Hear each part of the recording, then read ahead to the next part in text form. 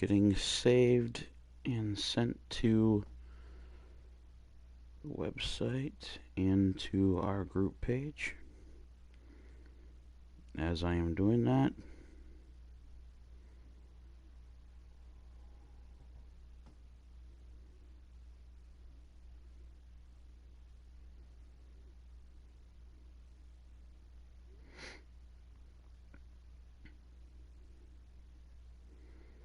alright, let's listen to a little Upchurch and Adam Calhoun as we get things set up here.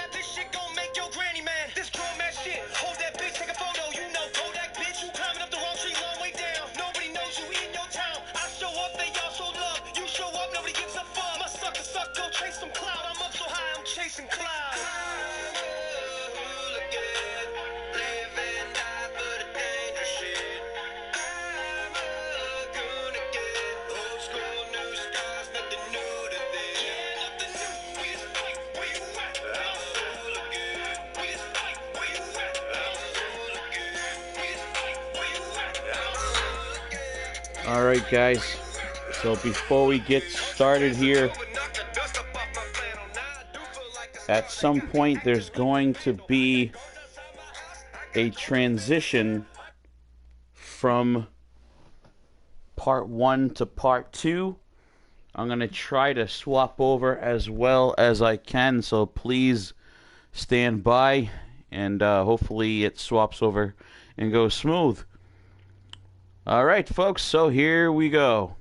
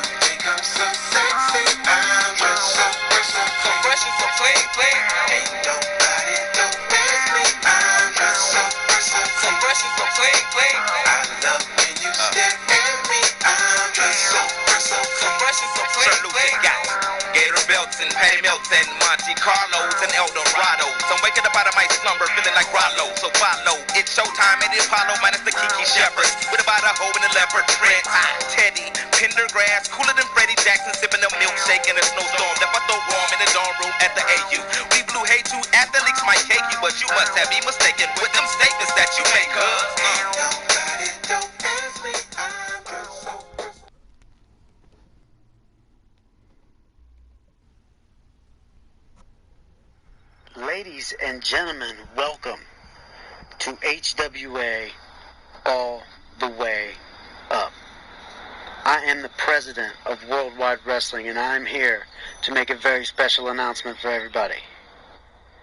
As we all know, tonight there's a very special match between Savage Sheep and John Riggins, in which the winner will win a 3-dub contract and get an opportunity to face Chris Harris for the World Heavyweight Championship.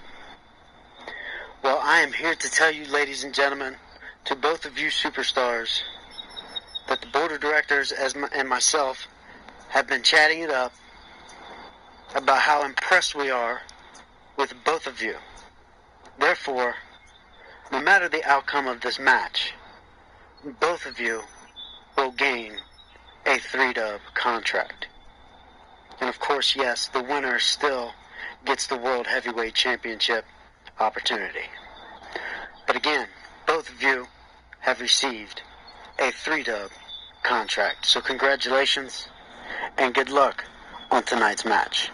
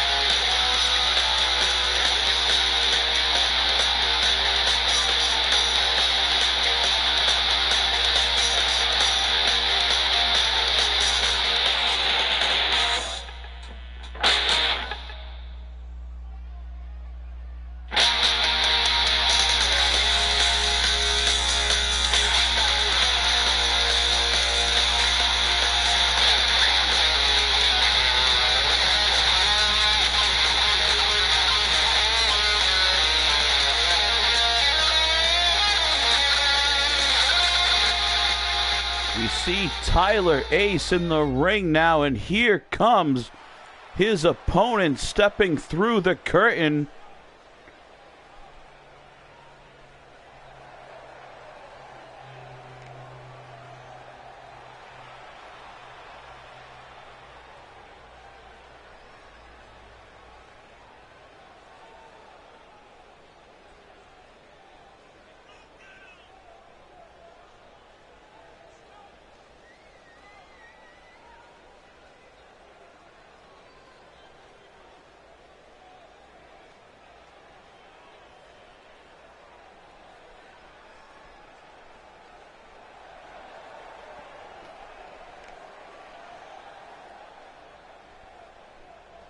Here we go, folks, live from San Diego, California. Starting things off, Tyler Ace taking on DTM, the American Nightmare, and Tyler Ace runs across with a quick kick, but barely grazing DTM. For a larger guy, he's pretty quick and agile on his feet, able to soften some of those blows with great footwork here. Tyler Ace continues the assault, flips him over in some sort of modified X-Factor maneuver. Not exactly sure what's going on with the comment feed, but it seems to be making a million copies anytime anyone types something over there. Not sure if I'm the only one seeing that or if you folks at home are catching that as well in the Twitter feed.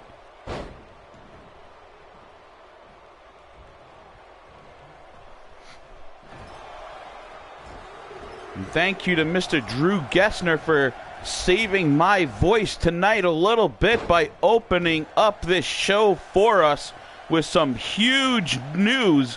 We've known about the tournament for quite a while now, but kind of a little twist to things. The way that Suicide Sheep and John Reggins has been blowing up the page and doing a hellacious battle, hyping this matchup. They both have earned a spot on the 3-dub roster. Big announcement there by Drew Gessner opening things up tonight.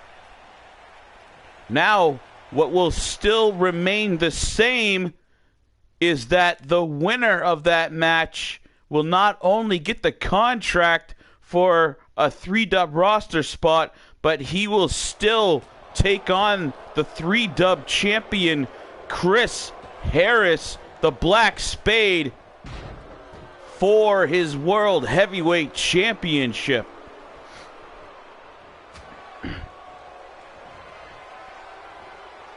Yes, Brandon Cook, it is definitely weird. You don't have to say it a million times. Huge cutter there out of the blue, and this could be an early night for DTM. There's two. No, and Tyler Ace, a little in disbelief, he quickly pounces to the top rope, signaling for something. DTM rises to his feet, and here comes Ace. Jumps into a head scissor flip, basically, right there.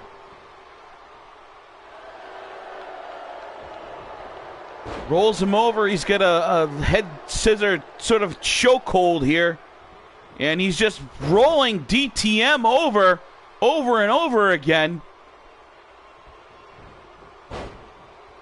Pretty quick transition there. Able to use his leverage to flip the larger DTM over several times there. That's got to take some great core strength on the part of Tyler Ace. And he's hung up in the top rope a little bit.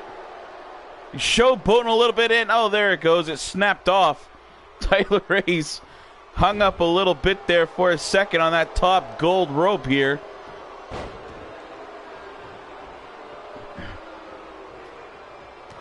It was a little bit more than a Hurricanrana, Mr. Gessner. I know what that is. That was kind of a crazy one from the top rope.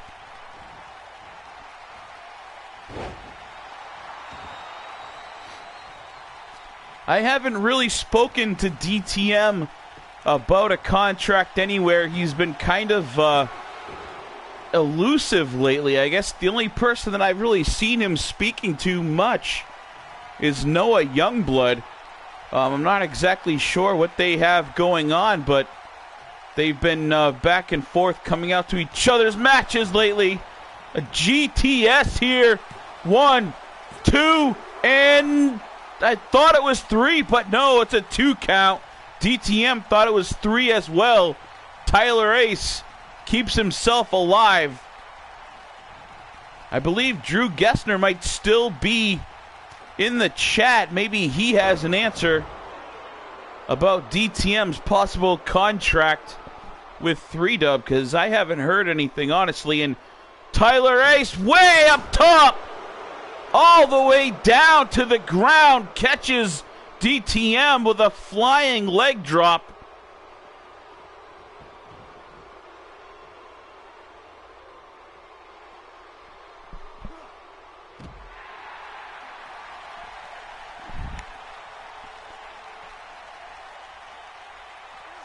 Lots of back and forth in the opening bout here tonight.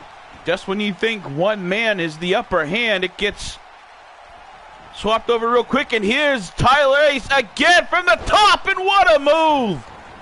Imagine if he hit that.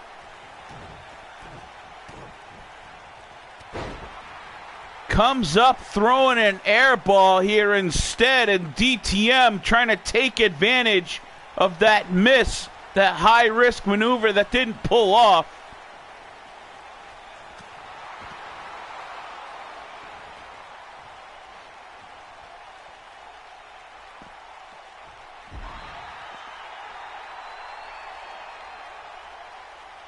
Looks like Brandon the Menace Coleman has a few choice words through the chat right now for Matt 8-Star. Matt 8-Star scheduled to actually mic up with us. That'd be pretty interesting. I don't think he's shared the booth with me here before in HWA. It's going to be pretty interesting.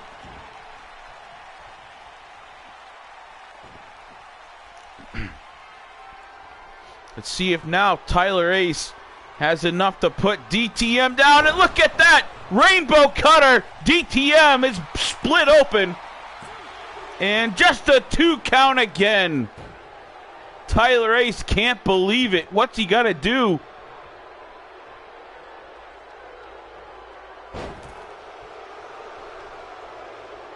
DTM is definitely hurt there. Blood dripping down from his forehead, and another rainbow cutter. A second one here from Tyler Ace. And that one does it. Tyler Ace, exhausted there, collapses from exhaustion, but he picks up a win over DTM. So look at some of the highlights from that one. As the comment count is pushing 182 over there. It looks like it just goes on and on and on until the next person decides to write something. Mr. 8-Star, be waiting to hear from you on the mic. Love to hear what you got to say. That's from Brandon the Menace Coleman. And yes, folks, the Menace Brandon Coleman, as I am told he is called now, instead of the Maniac. I guess it's kind of the same thing.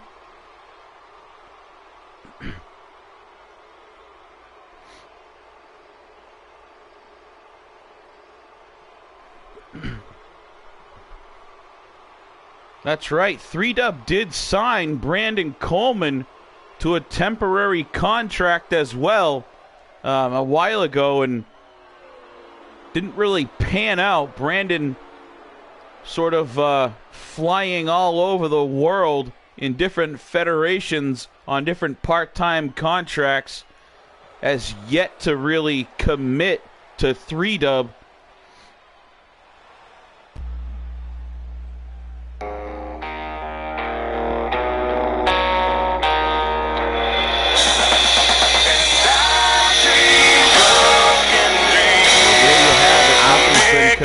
as far as a DTM contract in freedom. But could you imagine seeing DTM throwing down and putting King Red and all the Red Army in their place over there in freedom?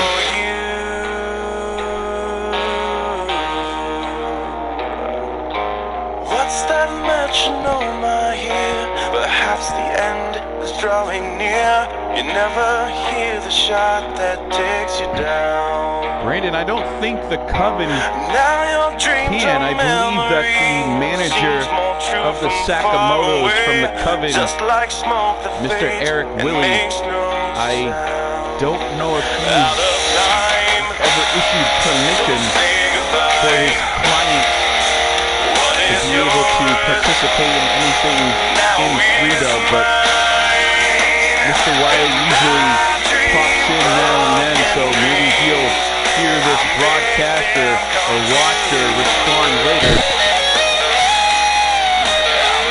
But that would be pretty interesting too. I know Freedom is hurting for some tag team competition. The Sakamotos may be a good fit there.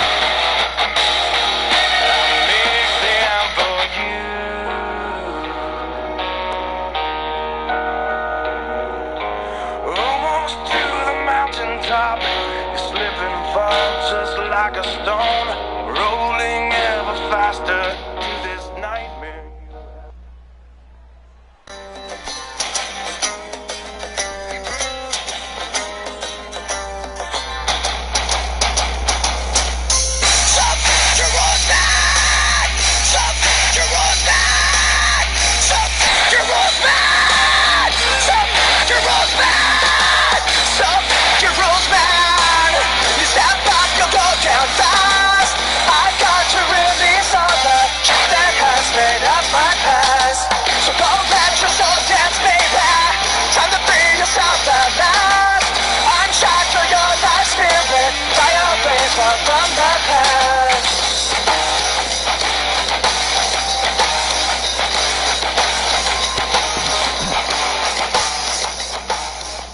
Ladies and gentlemen, I don't know if our Humbles broadcast will ever set any attendance records, but the way things are going, we might set some sort of comment in the thread section.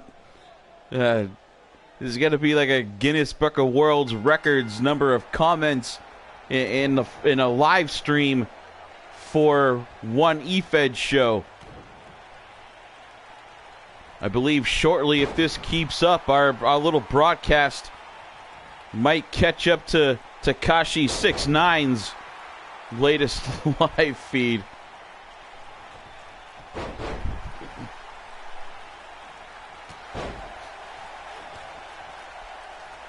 This match, folks, Miss Nightshade taking on Ashley Sheichels for the Women's Hardcore Championship.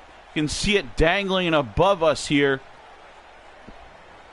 Nightshade feels that she sort of got ripped off. She took a little bump there and then, did a lot of damage to Miss Baker. And quickly in that match, Ashley able to take advantage, sort of took Nightshade down and then went diving into the ring and picked up the quick pin to become our Women's Hardcore Champion. Nightshade not forgiving her for that, couldn't wait to get her hands on her. She feels like she should be the rightful, or is the rightful, Women's Hardcore Champion here.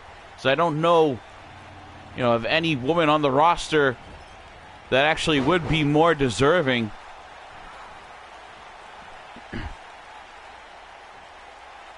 Will King indeed just checked in with us, folks. The West Coast champion, Will King, is in the building here to keep an eye on things. I know his bodyguard, later tonight, his bodyguard actually goes for the Extreme Championship. He'll be taking on, what a shove right there. Ashley just sends Nightshade halfway across the ring. That takes some Pretty massive body strength there. And oh, Nightshade spins her around with a little Olympic slam. Looked like she caught her head on that ladder that's laying down. King, we've been dealing with that all night long. There seems to not be anything that I can do about it. It's going to keep repeating over and over and over again until the next person writes something. Sander Cool was supposed to be in here helping us with this technology, but I haven't heard from him at all. And a little nice spring off that middle rope in a side kick into the face of Nightshade. Ashley now setting up that ladder. Looks like we're going to get our first attempt to grab it, but no, Nightshade quickly back to her feet. And that ladder not staying up very long. Nightshade, a quick suplex right into that ladder. Can see the red marks on Ashley's side after she just got suplexed into that.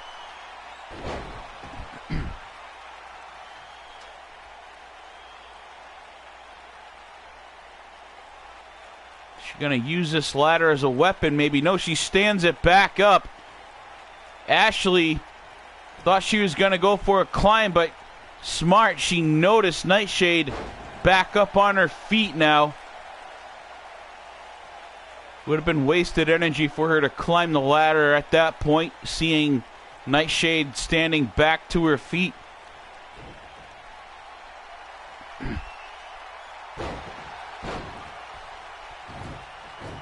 And here she is. Nightshade's all pumped up. What's she going to do? It comes up with a cutter. Right there. That could be all for Miss Ashley Sheichels. And now Nightshade up. She's pulling on that title, that belt. Ashley now crawling for the corner, trying to use the ropes to prop herself back up. But is it too late? Ashley now running up the ladder, trying to catch Nightshade, and looks like she got to her just in time. A couple buttons of that title are come loose, and now she throws her down to the ground. This could be it. Ashley hit hard. She could be out cold. And it looks like we're about to have a new women's hardcore champion here. Ashley not moving at all, and there it is. Nightshade pulls that belt off the hanger there, and we have a new women's hardcore champion.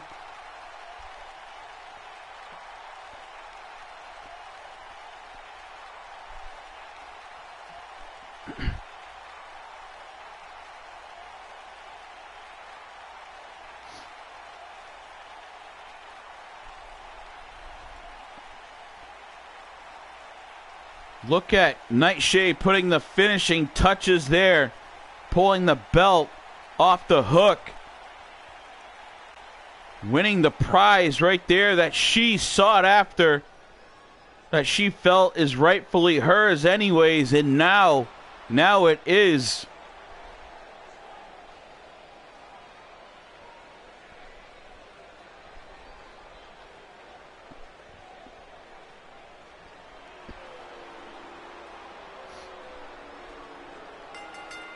Next up, folks, we've got a little three-man tag action tonight. As you can see it there, the Syndicate in the center. That's Jacob Cole. Flanking to his right there is Owen Jacobs. And their ringleader,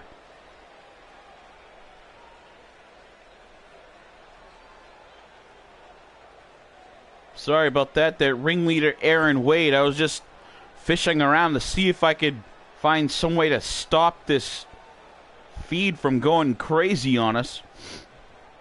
This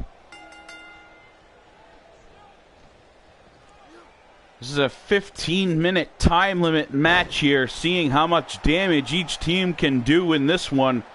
As like we already mentioned, the Syndicate set to take on Killer Instinct, and that's Gorilla Cruz out there with his sons, TJ Cruz and Jay Money.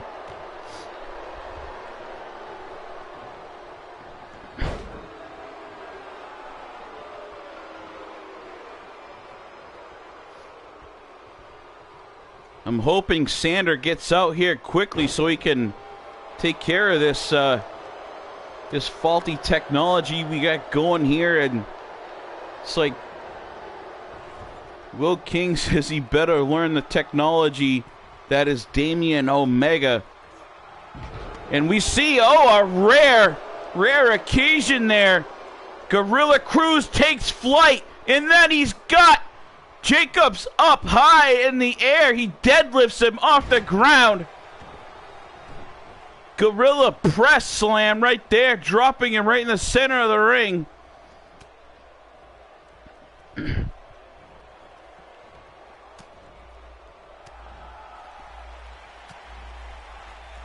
You guys can probably tell my voice is kind of off.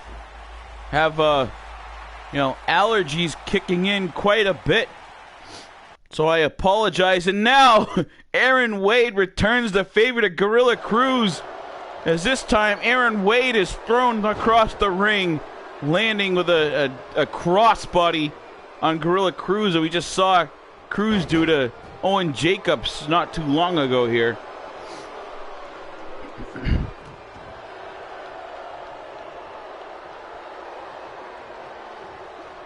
Aaron Wade and Gorilla Cruz, a little bit of history together, and Aaron Wade, to be honest, seems like he's got Cruz's number, and now he's got TJ Cruz's number too, and he comes up with a big boot on Gorilla Cruz's son.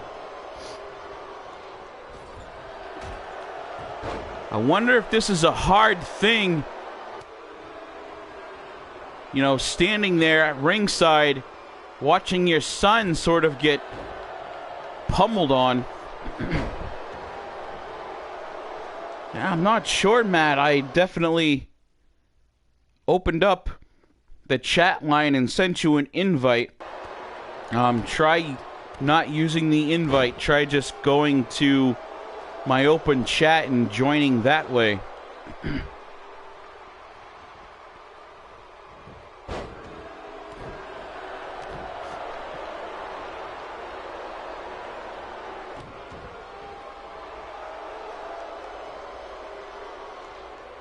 Aaron Wade continuing to stomp on TJ Cruz here. Well in control of this one. Sort of standing on his neck and posturing. I don't know if it's a little too soon to be pulling off that move right there. Kneeling on the back of his neck like that. But, and he does it again, Aaron Wade. It's way too soon for that, Aaron. He's going to probably catch a lot of grief for that move, especially doing it twice in a row. As the timer clicks down now to the 11-minute mark.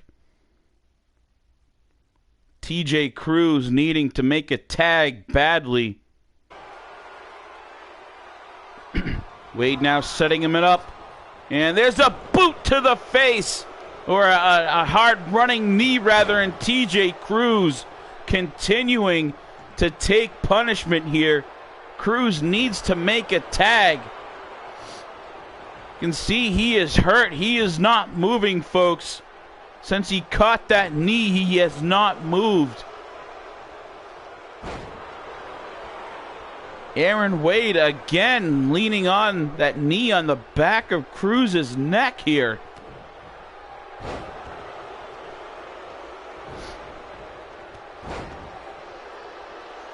Wade just relentless. And here it is, and the ref not looking. Quick thinking there by Gorilla. Aaron Wade had his feet propped up on that middle rope for leverage. Gorilla Cruz saw that and dove to save his son. TJ Cruz out. He barely has enough strength to roll, and quickly that could be it. Cruz needs to make a tag now. There it is. Wisely makes a tag, bringing in J Money now. Little fresher man to take on this fight. TJ Cruz needs to hang out over there for a little bit, catch his breath, maybe wipe some of that blood out of his face. If he comes back in this one, you can see a little bit better because that blood dripping down into both eyes, and we just dipped below the 9-minute mark in this match, folks, and still no one has been eliminated from this one.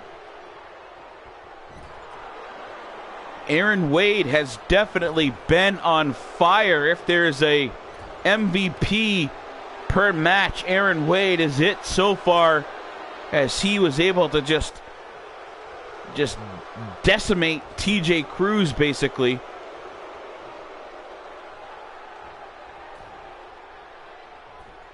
Pretty much handled Gorilla Cruz, TJ's father, almost as well. And now it looks like TJ is back in there. J Money trying to make an opening for him. Soften up Aaron Wade here for Cruz, and short-lived. Aaron Wade right back on the attack. TJ Cruz is hurt, folks. He's suffering no offense at all. The defense hasn't been there either. He is just getting pummeled continuously.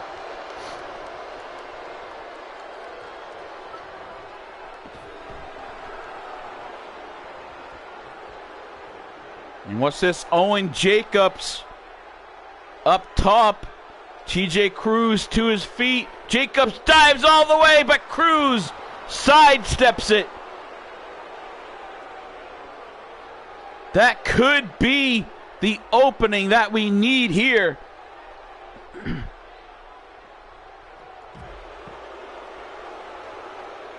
Maximilian checking in from the XVPW. I appreciate it.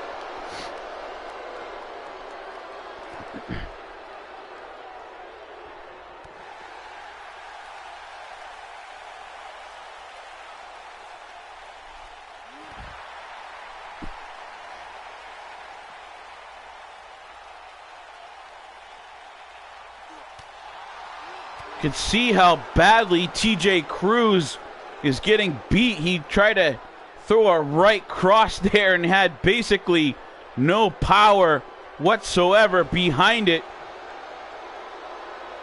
Cruz doing anything he can. He knows he doesn't have the strength to really hit very hard, so he's trying to use his environment as well as he can to make separation, and there he is, finally able to tag J Money back in there. We are approaching the 6-minute mark, folks, and still not one single competitor has been eliminated from either team in this one.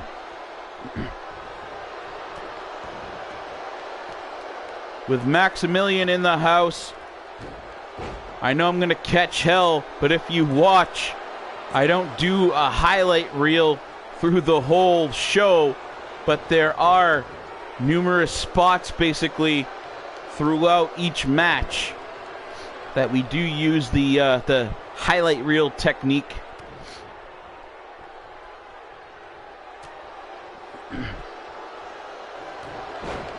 If you've ever used Share Factory, you know that you are limited to the number of cuts you can have. So in order for us to do a whole highlight reel match, as you guys like to do, we'd basically have one match per show.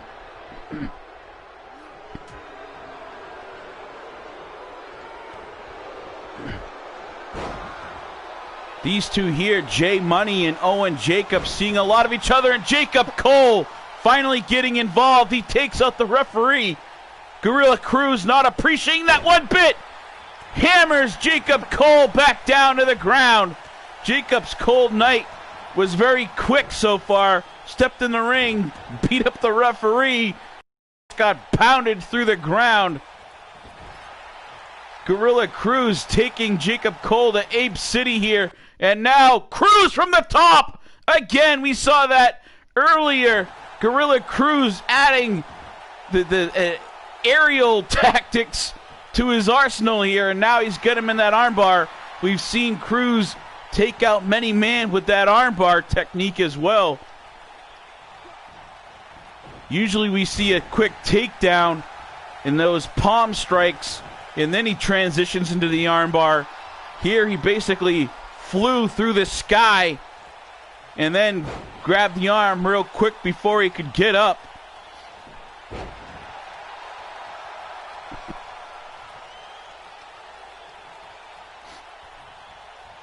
I hate to say it, folks, but Gorilla just, ever since he had that severe concussion earlier in the season and then fought to come back, he just has not been the same. He was able to take out Iron Bison to re-earn his contract despite Bison being, protective of him, of his investment. He advised against Gorilla Cruz returning to action here. Cruz going against that. He put his contract on the line for one match and was actually able to beat Bison and win it, and that's not going to help things either. That running knee strike to Gorilla, and there's a 2 count. I thought we were finally going to have an elimination. Watching that clock, folks, is a lot of work that has to be done in a short amount of time. We are down near the 2:20 time left over, and Gorilla, not sure what the hell Gorilla Cruz was trying to do there. Looked like he was going for a drop kick of some sort, and here it is. This is what we're used to seeing. This could put Wade out right now. He's got that armbar.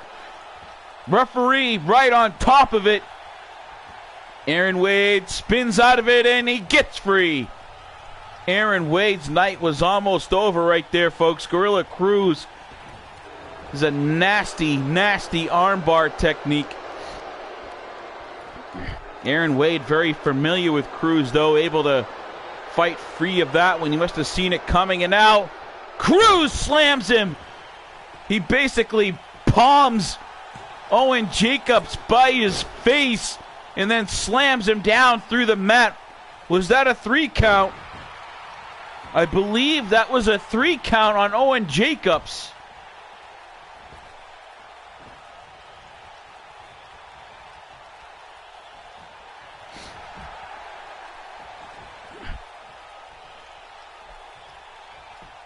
No, it looks like Owen Jacobs, I thought it was a 3 count, but no.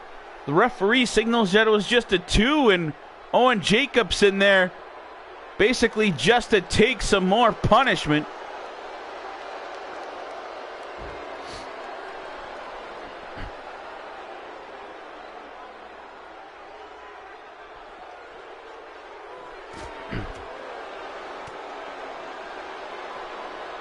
We have vending machines. The Superstars, their catering was a huge issue. Our former general manager, Diana Grace, really ruined the food situation here, so I apologize. It's not back up to speed yet. With the monies offered from 3Dub, hopefully we can get things taken care of. And now this match is going to click down to a draw, folks. This one clicks down to a draw with nobody eliminated. I don't know about you all, but that's leaving me a little bit unsatisfied. I'm sure all the competitors in that one feel exactly the same, and I would bet that they are far from done with each other, folks.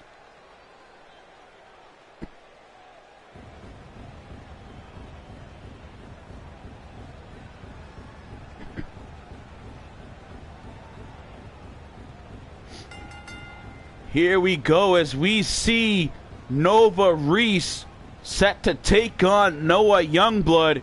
This one has been getting pretty nasty. If we watched a few episodes ago, this man right here, Nova Reese, and the man coming out now, Noah Youngblood, were actually set as tag partners.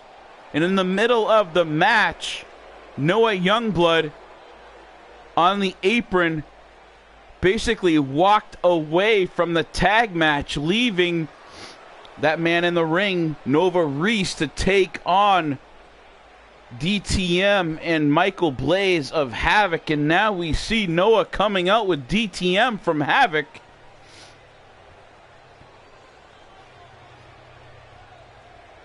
Looking back at things now, it makes perfect sense.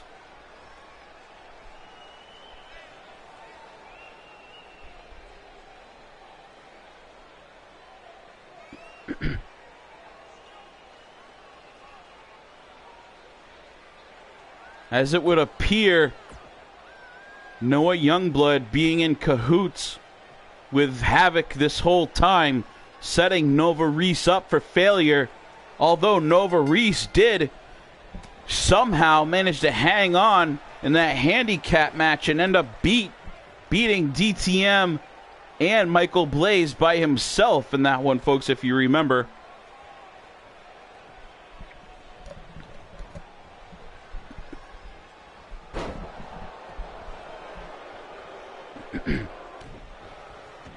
Keep a close eye on this one. Can never trust DTM. We all know that. And he's probably frustrated from his loss opening things up tonight.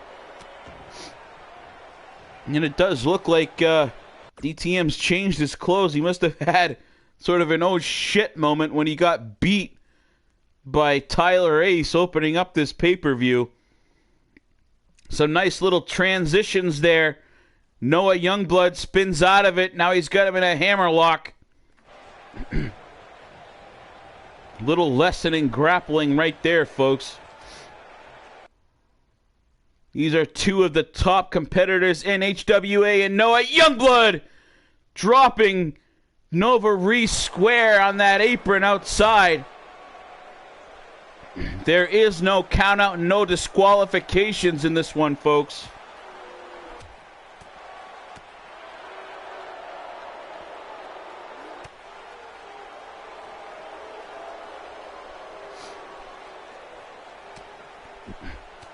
Still can't figure out the mic situation. We'd like to trying to get Matt H-Star to mic up with us, but we're having all sorts of problems. Every time someone writes in the comments, it just keeps multiplying. And we also can't get the audio squared away. It's almost like we're working in a damn high school gym for deaf and blind kids here, folks.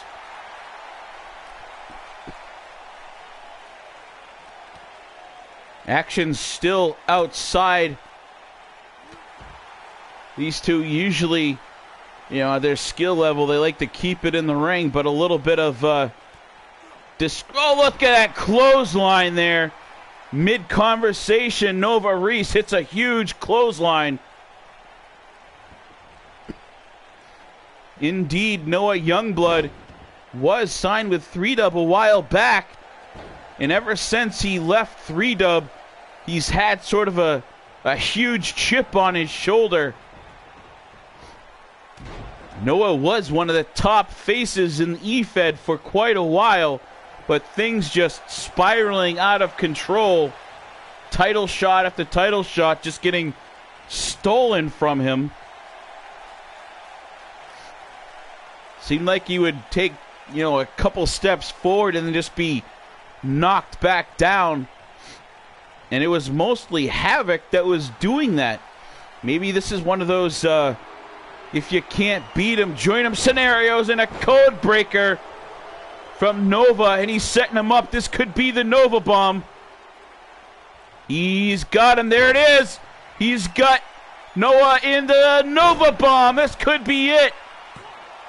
2 and kicks out.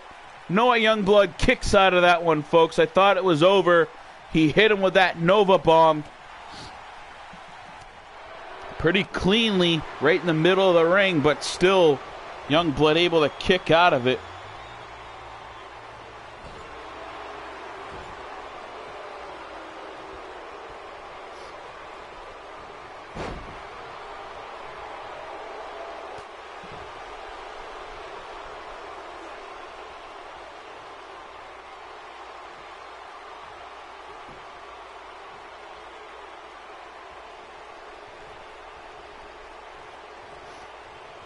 Sorry about that, folks. I know you could probably hear my phone clicking. The missus at home sent me a text. I'm not going to get into what the text from her was about, but she doesn't have some, well, let's put it this way. She has less than kind words to say about our production group tonight. Making a joke that definitely could be, you know, a blind or deaf kid, or a blind and deaf kid running our production. Oh, keep an eye. DTM snuck over. DTM sneakily tossed a chair in there, folks. Keep an eye on it. Could come into play, and looks like Noah found it. That's exactly what we didn't want to happen. Youngblood with that chair, but it is completely legal in this one, and he clubs Nova over the back. Youngblood very proud of himself here. Got him up, and there's the high knee. High knee right in the face of Nova Reese. Now Nova inadvertently rolls on that chair. Noah Youngblood going nuts, leapfrogging now. Notices Nova's on that chair. Youngblood from the top rope, frog splash. Frog splash while Nova Reese was laying across that chair. Nova somehow able to kick out of that. I thought that one was the end of his night right here.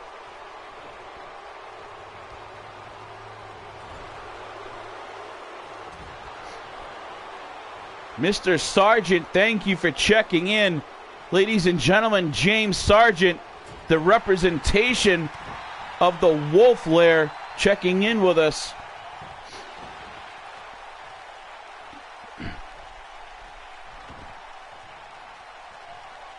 James, why don't you give a quick shout out to your promotion, if you would, please. Here it is, another Nova bomb. DTM up on the ropes. Trying, up on the apron, trying to distract the referee. But no, Nova Reese comes through again here, folks. Hits a huge Nova bomb to pick up this win. Here is the first one.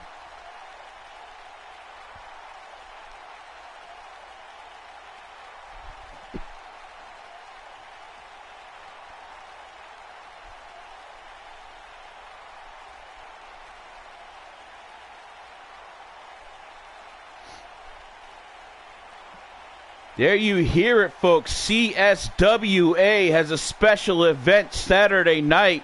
Their pay-per-view, or special rather, Way of the Warrior. Make sure you guys check that out. Look up CSWA, their YouTube channel. Check that one out. Like and subscribe. They are friends of the show. James Sargent has been basically friends with me since I started in the EFED industry. One of the major players in the old FIP show.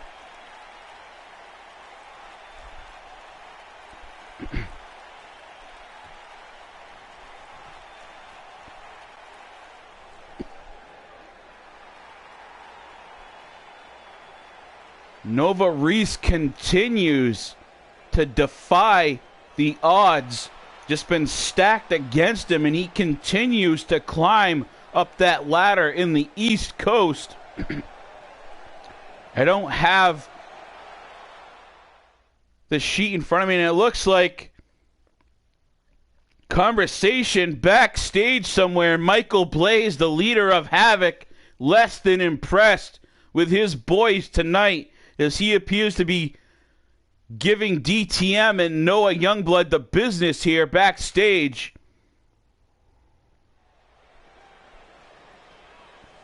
To be a fly on the wall for that conversation, folks. Definitely hope there's some audio somewhere so I can catch Michael Blaze hearing what he had to say to his Havoc crew.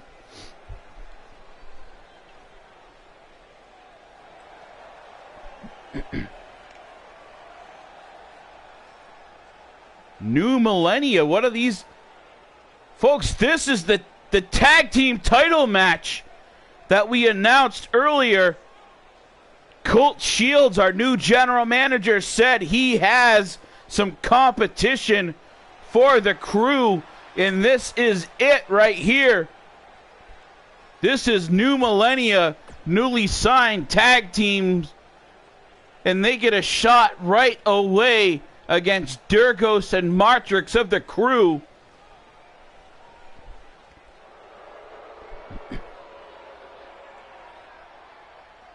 Now, folks, I'm going to do the best I can to call this one, but I don't have any knowledge whatsoever about these New Millennia guys. This was all Colt Shields doing here.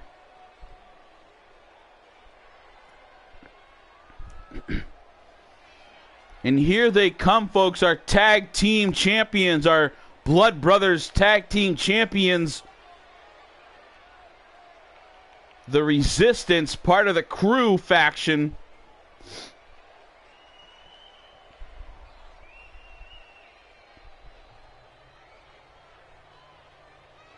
Kind of a cool effect with those glow-in-the-dark wings there.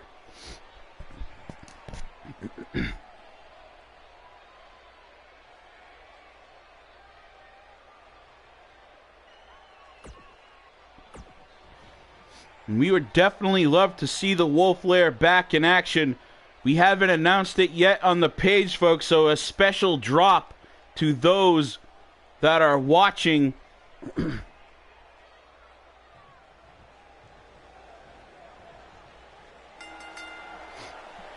Again, special drop to those that are watching.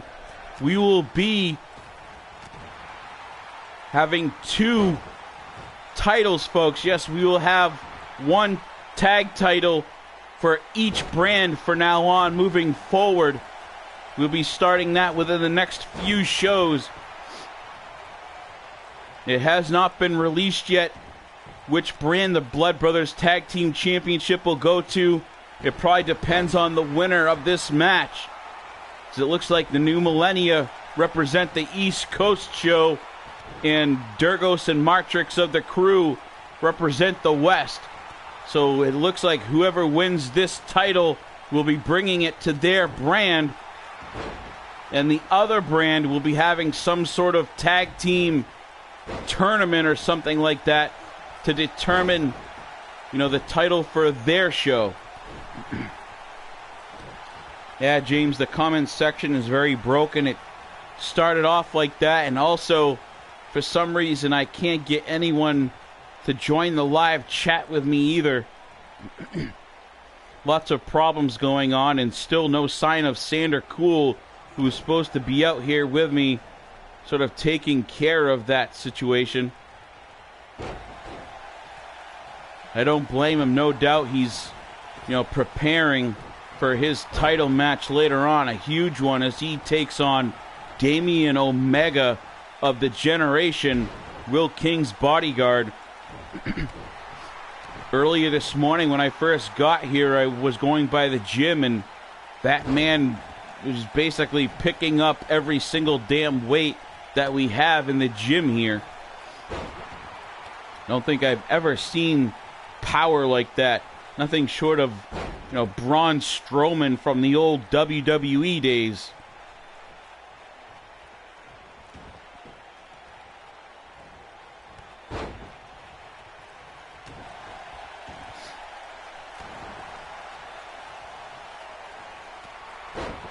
Have to check out that, ladies and gentlemen. XVPW, new episode of One Night Delight this Sunday at 8. You see the great Macho Santos, the mustached one, changed things up quite a bit, folks. I was talking to Macho a couple days ago, and I had a hard time, listening to him because I couldn't take my eyes off that mustache. He's definitely... I think he said he was trying to form the new Mustache Mountain.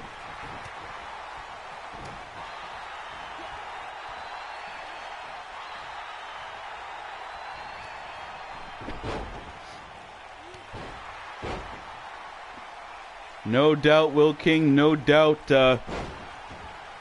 You know, you say that, but Sander, I've never heard of Sander backing down from a fight. I mean, he's a definitely a questionable personality, kind of a quirky guy. But he's overcome some pretty hellacious odds. I've seen him just get, lucky somehow. He just finds a way. That's all I can say is Sander, despite being sort of underskilled, undersized, understrength, he just kind of finds a way. He's just got so much heart and determination, and he just keeps going, and he doesn't quit. And eventually he just, whether it's dumb luck or some sort of higher power, whatever it may be, but Sander Cool just keeps winning.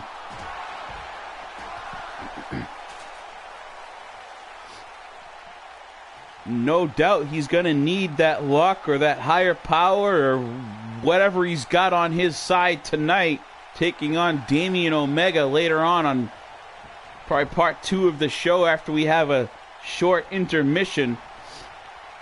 And remember, folks, those of you that weren't here in the very beginning of this broadcast, after this, they will be prompted to sort of stand by as I do a tradition. What the heck just happened? New Millennia. I'm sort of at disbelief. These unknowns just took out our tag team champions. I have to watch the replay to see what's going on. I was kind of preoccupied here.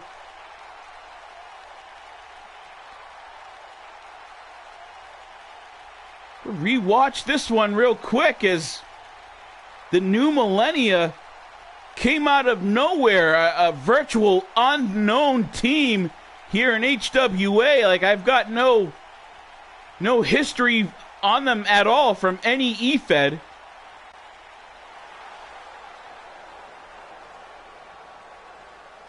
It looks like they're surprised too. But that answers it, folks. The New Millennia are the Blood Brothers Tag Team Champions, and they'll be taking that title back home with them to the East Coast. Their debut match, they upset the former champions of the crew. What the hell just happened? I'm still in disbelief. And it looks like the fans don't either. They can't believe what just happened.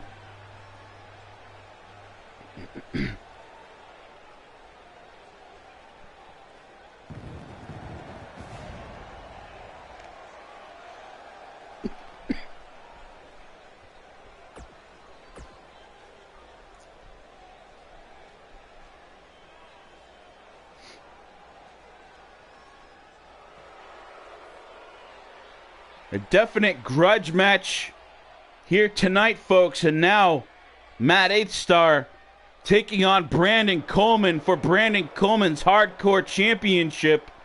The East Coast Hardcore title up for grabs right now. These two have been going back and forth for a good part of a month.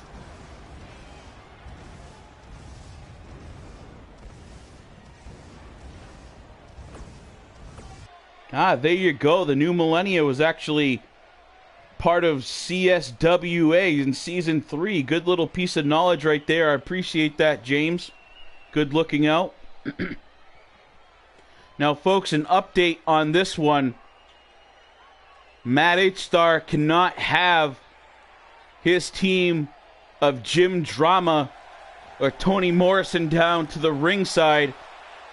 And Brandon Coleman cannot have any members of the Coven down ringside either. This is mano a mano 1v1, as the gamer squeakers like to say. 1v1 me, bro. And that's what we're going to see here tonight.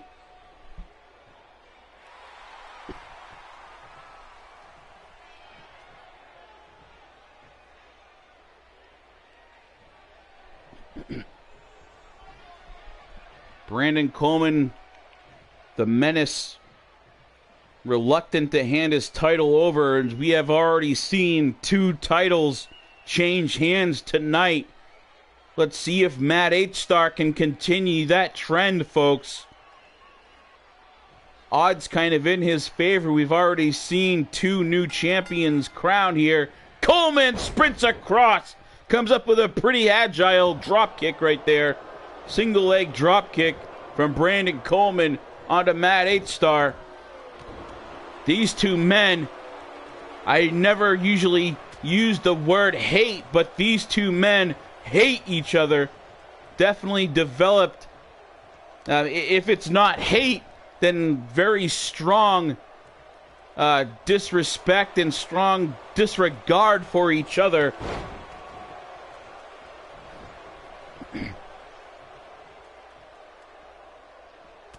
Yeah, definitely, indeed, Will King, the crew, no doubt. I don't know if it was lack of preparation or surprise or what it was, but they had really no answer for the new millennia. If you kind of watched that, remember the crew got tossed out and looked like he kind of hit his head, leaving his partner in the middle of the ring to be double teamed by the new millennia, and they took full advantage of that, as in their debut match they become the new HWA Blood Brothers champions, and they take that title back once again to the East Coast. I'm going to have to check with Colt Shields and have a conversation with him to see if we offer the crew a rematch or if we are putting the crew in the tournament to see if they can pick up the special West Coast title.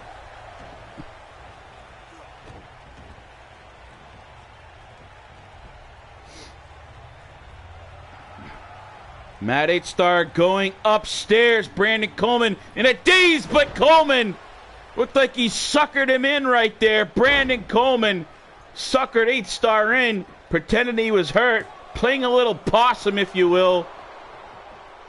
H-Star, as you know, a high flyer, takes a lot of risk, and he dove off that top turnbuckle, missed everything.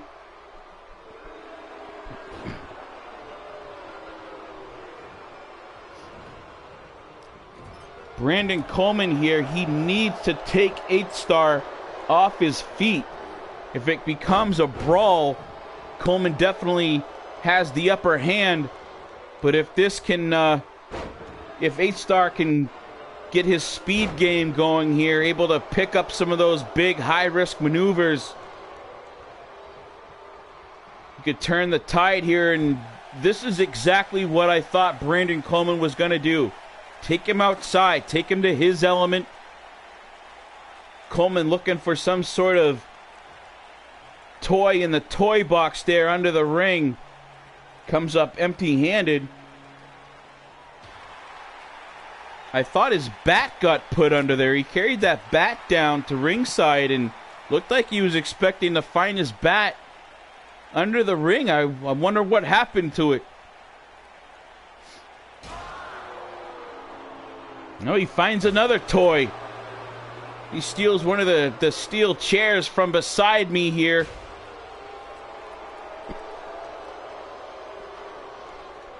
Sometimes they've got the greatest seat in the house, and other times it's a little bit questionable, especially when you see Brandon Coleman coming over, picking up a chair. H-Star retaliates. We don't often see Matt H-Star using weapons, but special circumstances here as he clubs Brandon Coleman with it.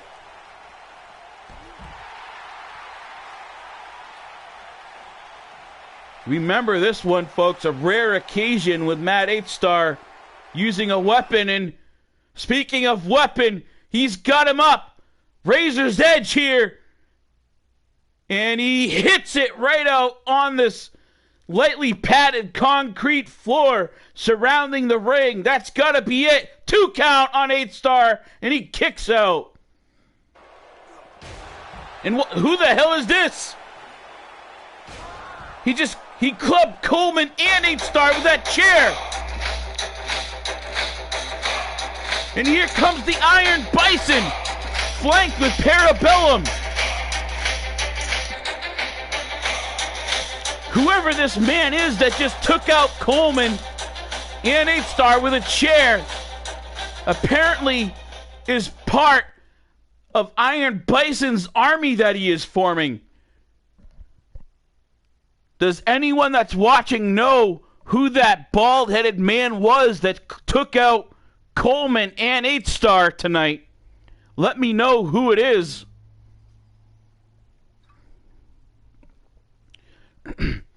Now, folks, don't go anywhere. Bear with us. As you read, we are trying to do a transition here. Just stand by. Perfect time to take a little bathroom break, if you will. I'm going to turn on a little bit of music for your pleasure. As we make the change, we listened to Hooligan earlier. Let's go with a little Crucifix for transition music. Again, stand by.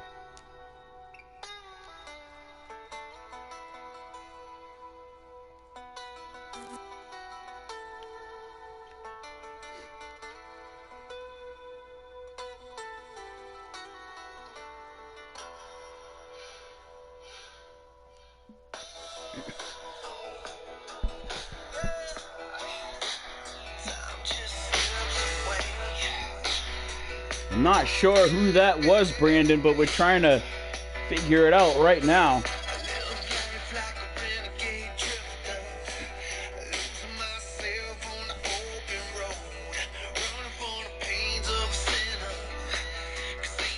That's right, as Drew Gessner just mentioned, don't forget to check out 3Dub Worldwide Wrestling's pay-per-view Gold Rush next Sunday, June 28th. Don't miss that one, folks.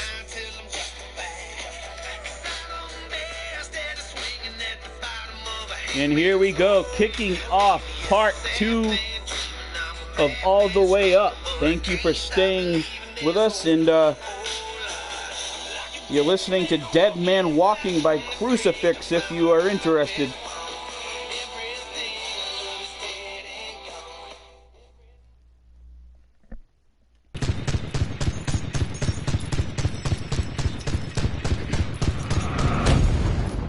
We are back from a quick break, and we are on part 2, and here is one of the big ones we have been waiting for. You've got Damian Omega coming out here. Let's see if Sander Cool makes it out to the ring for this one. We haven't seen Sander at all night long. Let's see if he actually shows up for his match. Or if, like Will King said, maybe Sander left the building, because I have not seen him, and I have not seen Galki. Hell, I haven't seen Galki, Sander Cool, or Azriel Victor from the crew. Just Durgos and Martrix for their title match.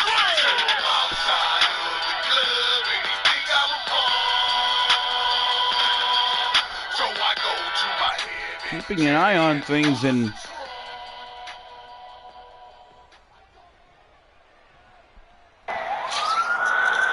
somebody is coming. I don't know if it's Sander or not, but somebody is coming.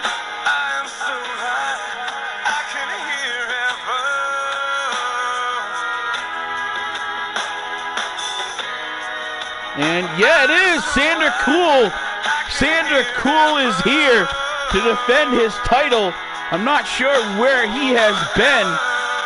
Haven't seen or heard of him all night long, but he is here and he looks ready.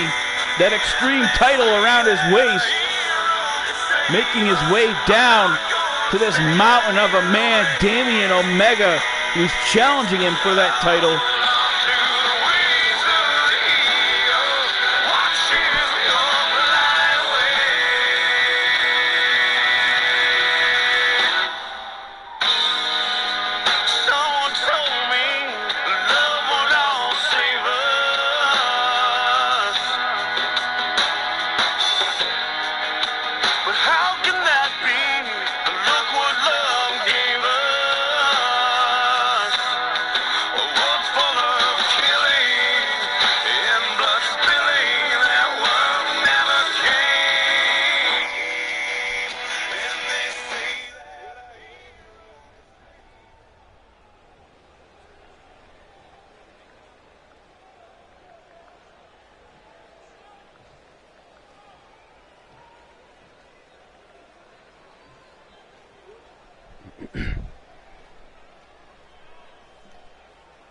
Here we go, folks. This massive man, Damian Omega.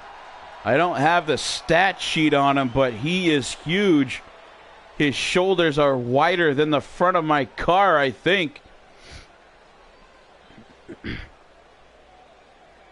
Definitely makes Sander Cool look small. Sander, pretty good sized guy himself. 6'2", 6'3", over 200 pounds. But Omega just dwarfs him.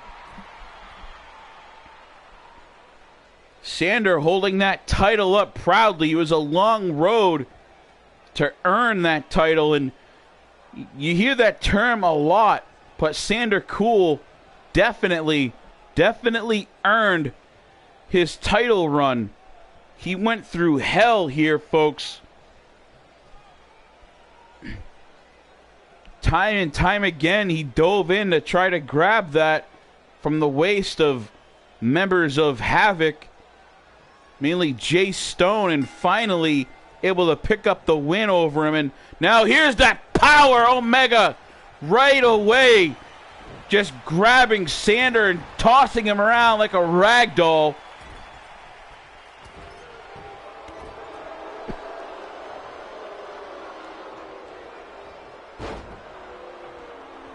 Been talking about it for a good part of a week. I'm curious as to what Sander Cool's game plan may be in this one. Because he just can't square up with a man like Omega. Not a one-on-one fight. He's got to have some sort of game plan. I don't know if he focuses on a leg, an arm, tries to find a weakness. This is an extreme match, so he can use weapons. Does he get a hold of some sort of weapon right away? Maybe. And there he goes. He's climbing outside. It looks like that might be what Sander does. And where's he going?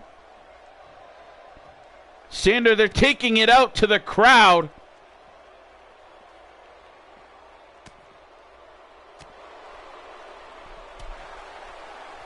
Sander has Omega out in the crowd now.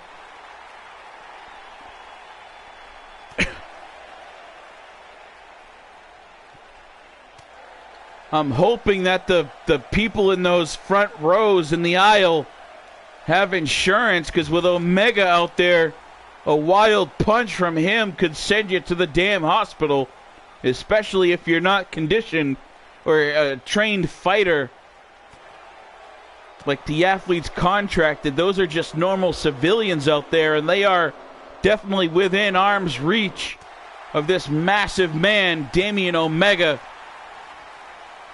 Now Sander Cool looks like he's kind of hitting the high road. He's walking away.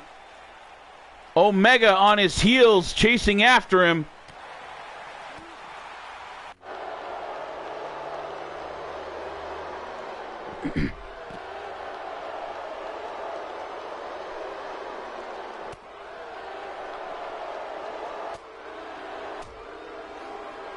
Miss Dominique, as I told you in a one-on-one private conversation,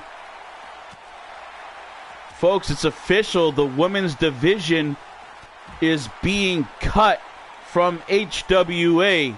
This was the very last women's match.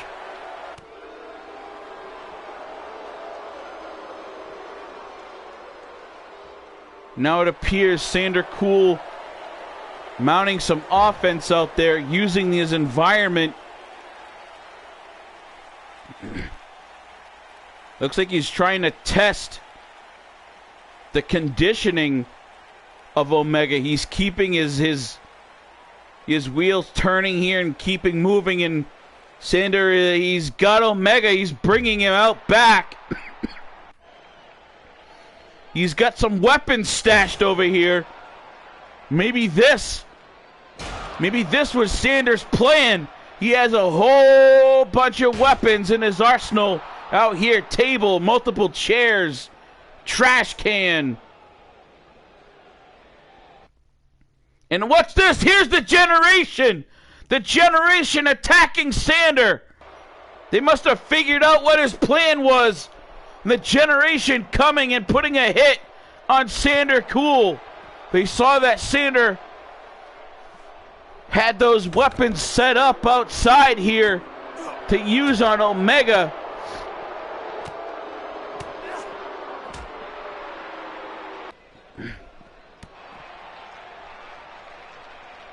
It looks like the Generation may have just foiled Sander's plan.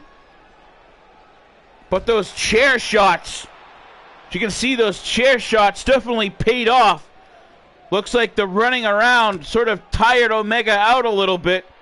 Maybe that was part of his plan as well. Sander Cool just landed awkwardly against that equipment box here.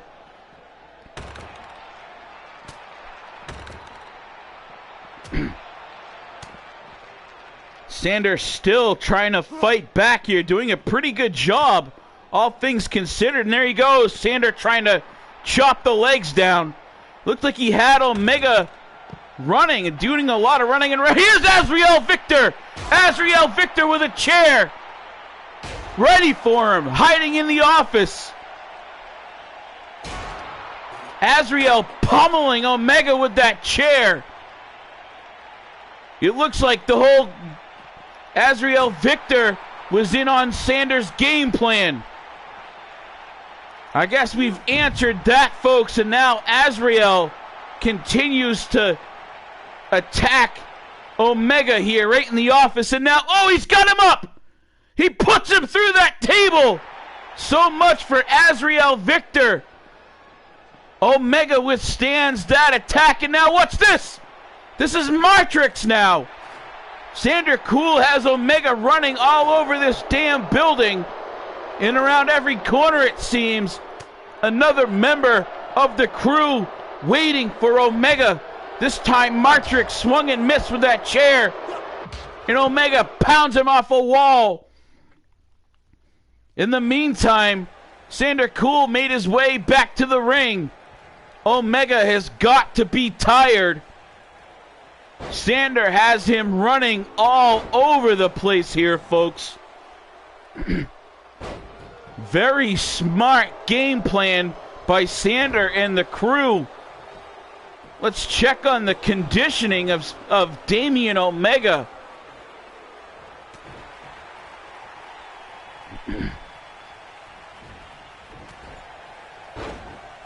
I wondered very much what Sander could do to pick up a win.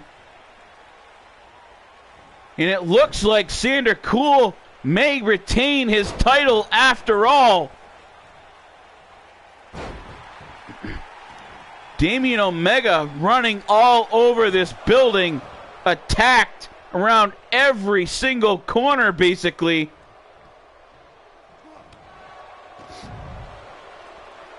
Clearly, you can see Omega moving a lot slower than he started off. On some tired legs, it seems. Sander Cool there chopping at the legs again and into the midsection. Back to the legs. Sander Cool's game plan looks like it's going to pay off. Oh, a huge slam. Sander catches a spine buster. 1, 2, and 3. There it is.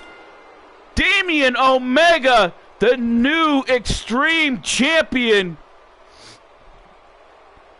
Sander and the crew having Omega just run ragged all over the place. Omega able to handle, was it 3 or 4 or 5 members of the crew, taking each of them out after being attacked around every corner. Comes up here with that huge finisher right there. Huge spine buster. The finishing touches put on Sander Cool.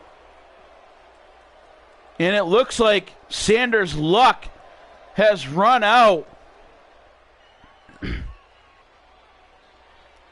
And tonight the crew has lost the Extreme title and the Blood Brothers tag titles. both in one pay-per-view, folks.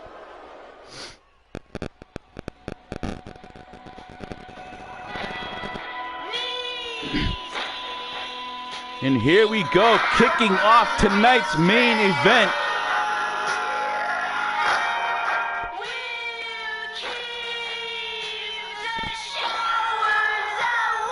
This is the finals match.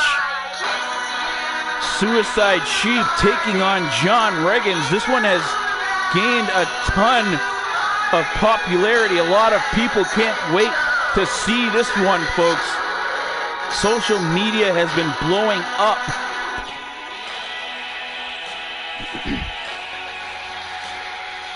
These two started early, a nasty war of words, folks. And they are finally going to be able to get their hands on each other. Point there, Suicide Sheep there, Willie Savage. Some changes in his attire. He's got purple mask on now and some sort of black handprint on the side of it. I'm not quite sure what that's about. I'm going to have to talk to Mr. Savage about that after the match, probably.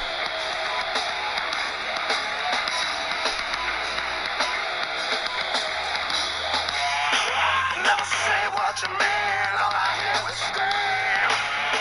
And never say that to me, never say that to me. Or what did you mean off your face? Let's not stop, so we bleed. The more you spit out your mouth, the less I believe. Denial seems it has to go. Rely on me to say it all. Denial is left to all alone.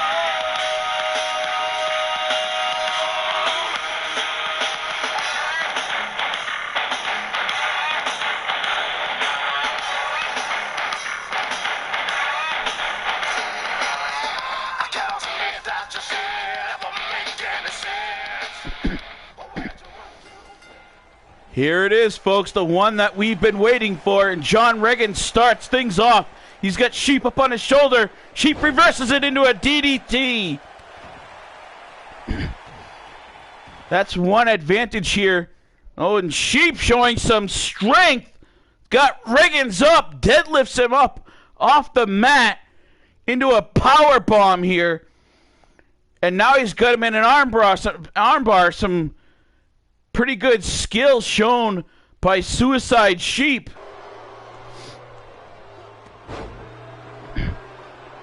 These two both have a very similar skill set. I think Sheep a little bit faster, a little more of a high flyer, but both of these two no stranger to using weapons in their environment. And speaking of environment, Suicide Sheep just leaps over the top rope, hits a nasty apron DDT. John Riggins shaking up out on the floor, and Sheep brings that ladder in. Now both men in there, a quick cutter. Sheep, knowing Riggins not done, hit a nice cutter right there. But Riggins got right back up, and now he takes Sheep and tosses him into that post. Shoulder first. Sheep goes flying into that ring post at the hands of John Riggins.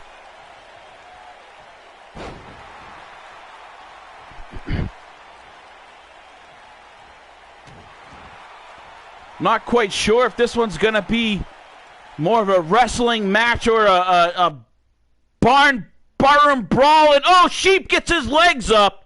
Riggins going for a flying headbutt, but Sheep able to catch those, get those knees up real quick, and catches Riggins right in the gut using Riggins' own momentum from that aerial assault right there. Catches the knees right in the stomach. And now Suicide Sheep on the attack. Riggins counts it, gets him in a little arm lock here.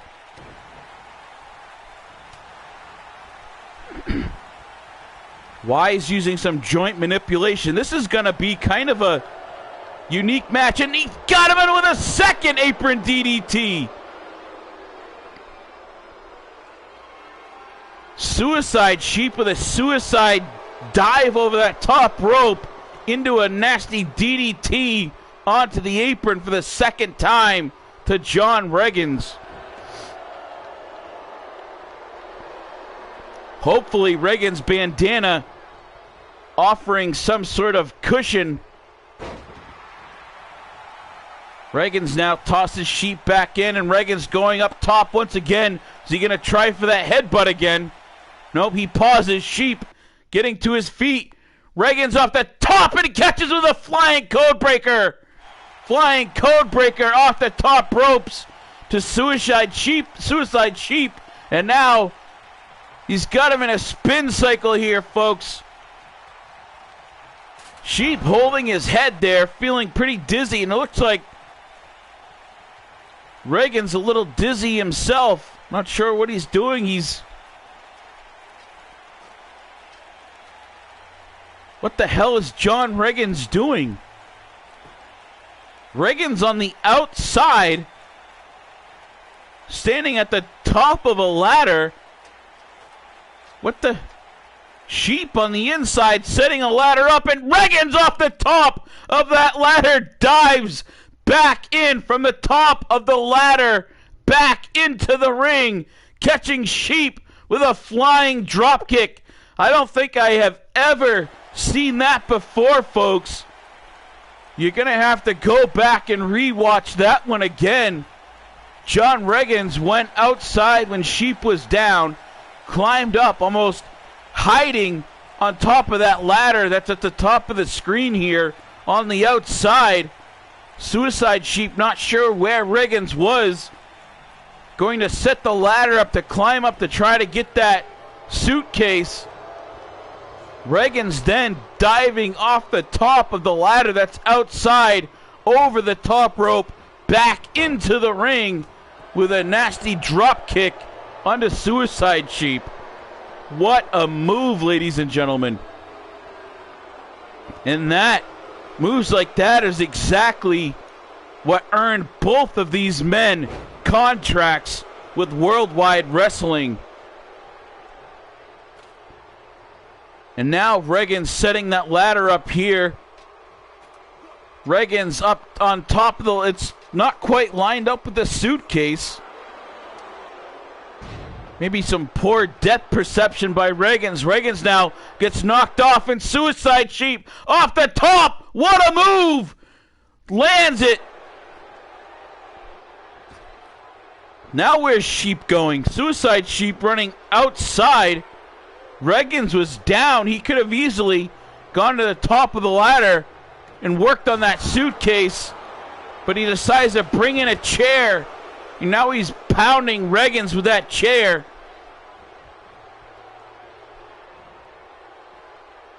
What's he doing here? I don't know if Sheep is confused, but he's taunting. Oh, he may be taunting Riggins to come outside, maybe.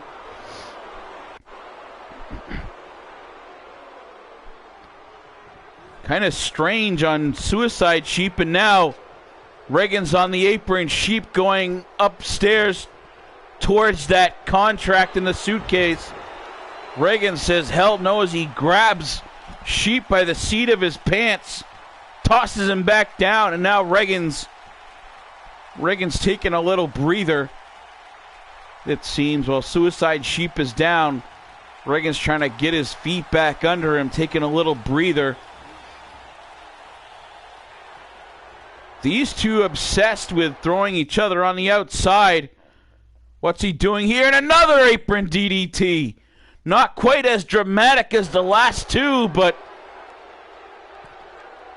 And Suicide Sheep on the top turnbuckle dives all the way outside, landing on Riggins. I guess we know now why they call him Suicide Sheep.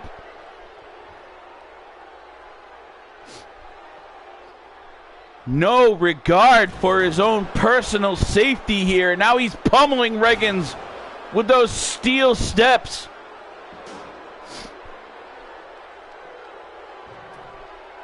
pounding Reagans into the ground with the steps here.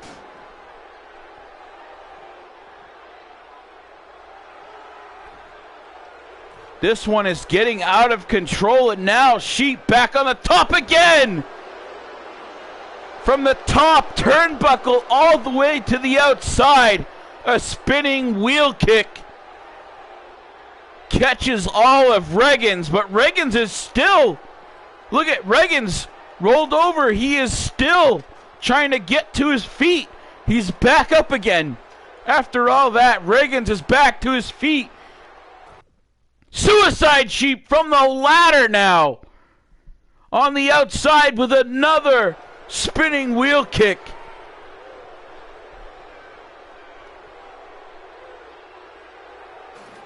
Reagans again. Look at him. Reagans is getting back up again.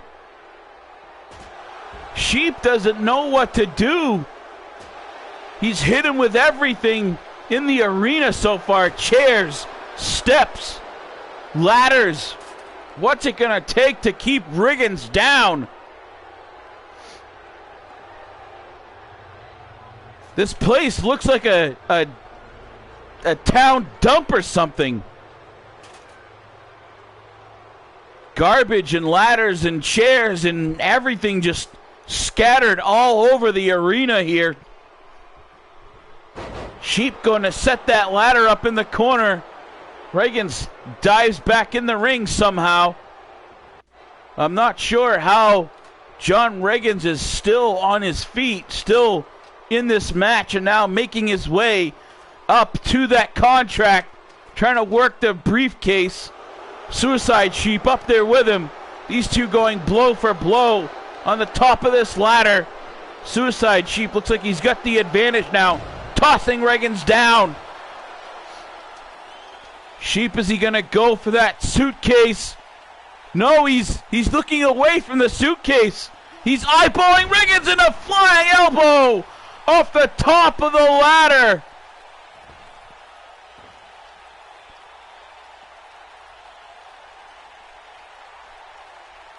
Sheep not trusting that Reagans is out. Trying to, looked like he was a little bit lost there, trying to figure out what to do to Reagans next to try to take him down. He's got a ladder now in the corner. Grabs Reagans and he body slams him, and he snapped the ladder in half with Reagans' body.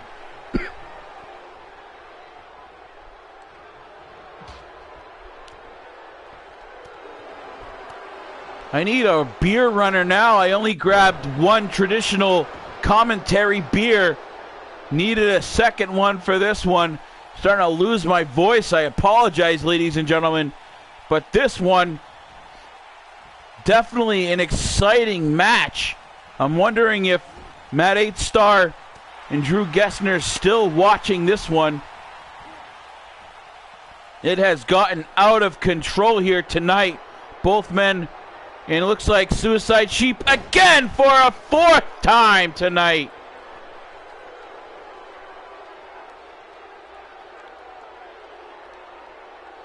There's another look at that one. Apron DDT number 4. Now Reagans laying out. Body just destroyed, and he's moving right here in front of me. I can't believe my eyes. Reagans getting back to his feet. Can he make it in the ring in time? Suicide Sheep working that suitcase. Reagans, it looks like he might be in time, chopping at Sheep. Trying to stop him from grabbing that suitcase. But too late, and there it is! Our winner! Our briefcase winner! The contract holder! Suicide Sheep, Willie Savage, ladies and gentlemen. What a match. What a win. What an opportunity.